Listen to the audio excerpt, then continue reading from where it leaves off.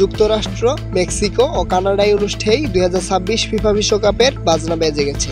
ঠিক এক বছর পর অর্থাৎ আগামী বছরের 11 জুন পর্দা উঠবে প্রথমবার 48 দল নিয়ে অনুষ্ঠেয় বিশ্বকাপের।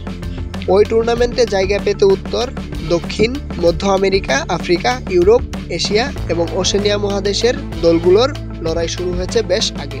এরই মধ্যে বড় বড় কিছু নাম বিশ্বকাপে তাদের টিকিট বুকিং দিয়ে ফেলেছে। ওদিকে দারুণ লড়াই হলেও আফ্রিকা মহাদেশের বাছাই পর্ব পেরিয়ে এখনও কোনো দল বিশ্বকাপে জায়গা নিশ্চিত করতে পারেননি। মহাদেশটির 54 দল বিশ্বকাপে যেতে লড়াই করছে। ইউরোপের বিশ্বকাপ বাছাই ওই অর্থে শুরুই হয়নি। নেশনস লিগ শেষ হওয়ায় এবার বিশ্বকাপে জায়গা নিশ্চিত করার তোড়জোড় শুরু করবে ইউরোপের 54 দল। নেশনস লিগ না থাকায় ইউরোপের জি থেকে এল পর্যন্ত গ্রুপের বাছাই পর্ব শুরু হয়েছে। সেখানে বিপদে আছে ইতালির মতো দল। টানা তৃতীয়বার তারা বিশ্বকাপে জায়গা না পাওয়ার শঙ্কায় আছে। এরই মধ্যে লাতিন অঞ্চল থেকে ব্রাজিল, আর্জেন্টিনা বিশ্বকাপে জায়গা নিশ্চিত করেছে।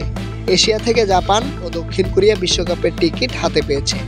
ওশেনিয়া অঞ্চল থেকে নিউজিল্যান্ডের বিশ্বকাপ খেলা নিশ্চিত। স্বাগতিক হিসেবে যুক্তরাষ্ট্র, মেক্সিকো ও কানাডা তো বিশ্বকাপে খেলবেই।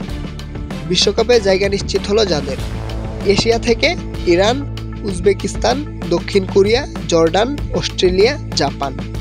স্বাগতিক এবং উত্তর, মধ্য আমেরিকা ও ক্যারিবিয়ান অঞ্চল থেকে যুক্তরাষ্ট্র, কানাডা, মেক্সিকো।